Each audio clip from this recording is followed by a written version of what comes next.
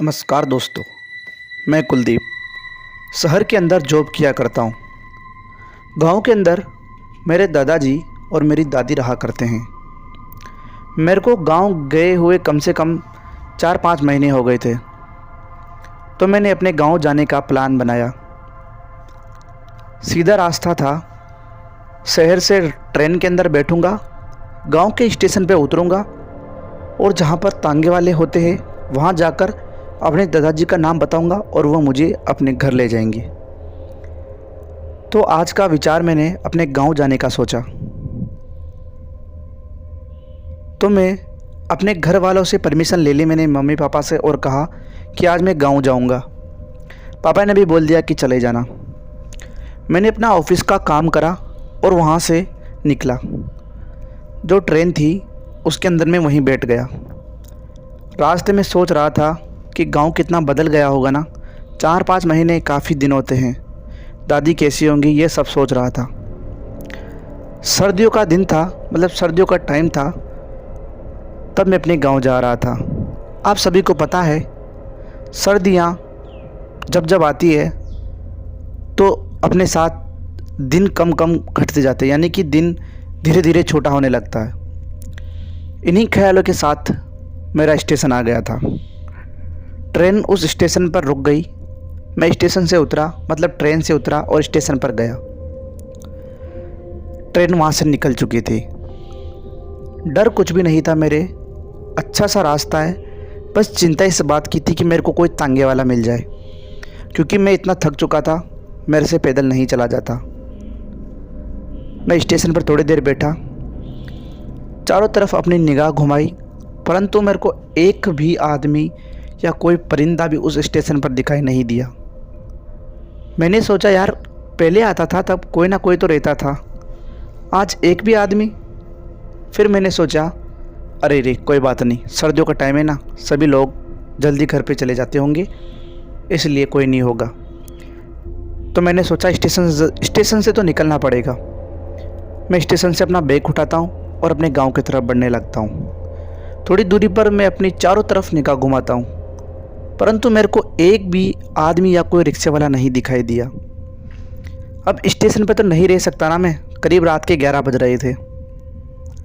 मैंने सोचा कि उस जगह पर चलता हूँ जहाँ हमेशा तांगे वाले रहते हैं। तो मैं अपने बैग के साथ उस तांगे वाले स्थान पर पहुँच गया।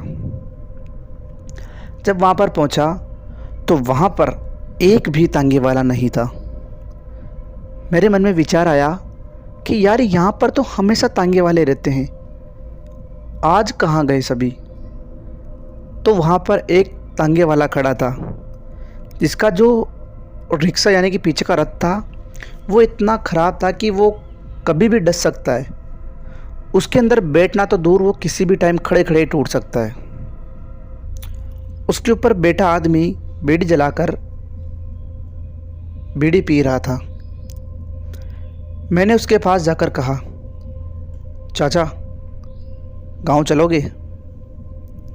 तो उस आदमी ने कहा, देख भाई, रात का मामला है, 40 रुपये लगेंगे। तो मैंने कहा, चाचा पर यहाँ से तो सभी गांव के 20 रुपये लेते हैं। तो वो आदमी बोलता है, 40 लगेंगे, जाना हो तो ठीक, वरना रहने दो। अब मैं उस आदमी से बहस नहीं कर सकता था, क्योंकि मेरे पास दूसरा कोई ऑप्शन नहीं था। मैंने कहा ठीक है चलो, ये रिक्शा टूटेगा तो नहीं ना बीच में। तो उस आदमी ने कहा, तुम बेफिक्र होकर बैठो, चिंता मत करो, कुछ भी नहीं होगा। तो मैं उस तांगे के अंदर बैठ गया। उस आदमी ने अपना तांगा स्टार्ट कर दिया और बीच में हमारे बातचीत भी हुई। उस आदमी ने पूछा, तुम इस गांव के तो नहीं लगते? तो ये सवाल सुनकर मैंने कहा, हाँ हाँ चाचा, मैं इस गांव का नहीं हूँ, मैं शहर के अंदर रहता हूँ। उस आदमी ने पूछा, तो फिर यहाँ किसके यहाँ आए हो रहने?